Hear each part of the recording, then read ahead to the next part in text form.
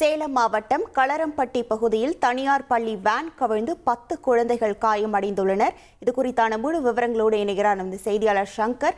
வணக்கம் சங்கர், இந்த விபத்துக்கான காரணமாக என்ன சொல்லப்படுகிறது? குழந்தைகளின் உடல்நிலை குறித்தான முழு விவரங்கள். சேலம் மாவட்டம் ஆத்தூர் அருகே உள்ள வாழப்பாடி பகுதியில் உள்ள தனியார் பள்ளி பேருந்து, அரசு பேருந்து, தனியார் பேருந்து தன்னுடைய பள்ளி குழந்தைகளை ஏற்றுவதற்காக களரம்பட்டி பகுதிக்கு சென்று கொண்டிருந்த போது வேக கட்டுப்பாட்டை இழந்த பள்ளியின் வாகனம் அருகில் உள்ள வீட்டின் மேல் சுவரில் சாய்ந்து கவிழ்ந்தது. இதில் பள்ளி மாணவ மாணவிகள் 16 பேர் இதில் வந்திருந்தனர். அப்பொழுது அவர்களை படுகாயமடைந்தனர். அவர்களை மீட்டு 108 ஆம்புலன்ஸ் மூலமாக அருகில் உள்ள ஆரம்ப சுகாதார நிலையத்திற்கு சிகிச்சைக்காக தற்பொழுது அனுமதிக்கப்பட்டுள்ளனர். சிகிச்சைக்கு அனுமதிக்கப்பட்டவர்களுக்கு முதலுதவி அளிக்கப்பட்டு வருகிறது.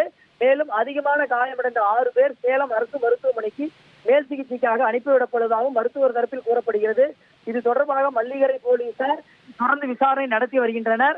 பள்ளி வாகனத்தை மீட்கும் முயற்சியில் ஜேசிபி வாகனங்களை கொண்டு பொதுமக்கள் மற்றும் அங்கிருந்தவர்கள் முயற்சி செய்து வருகின்றனர்.